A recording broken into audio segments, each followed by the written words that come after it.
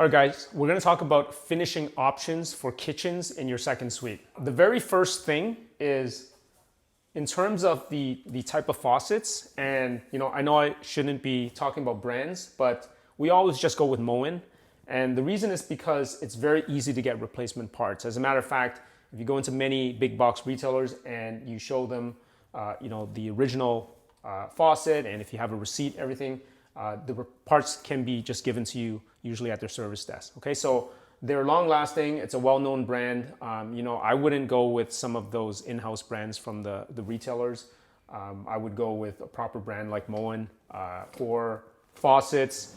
This is, of course, not just for your kitchen, but for your bathroom as well. All right, so that's one thing. Second thing is stone countertops. There's a lot of controversy around that. So, some people say, you don't need to have stone countertops in basement suites. Laminate is fine enough. And, there's some merit to that, but I feel that, it gives a little bit extra wow factor for people. Again, there's a lot of, middle income folks that are living in second suites in the basements now just because of the cost of real estate. So having that nicer finish really does help.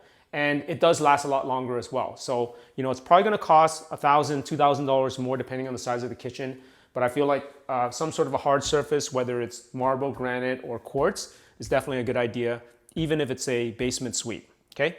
As well, in the same vein, stainless steel appliances, right? It's not gonna cost much more. It's gonna be a couple $100s more per appliance. Again, it gives it a little bit more of that, luxury feel for people. And a lot of times, if they're coming in checking your unit, it could be just comes down to the stone countertop or the stainless steel appliances that makes the difference in their decision. And then you can charge a little bit more as well, okay? And then the last thing, of course, is soft close cabinets, okay? This is not gonna cost much more, but yeah, I mean, it's a nice feature. Everybody does this, right? When they go into kitchens, check to see if there's soft close.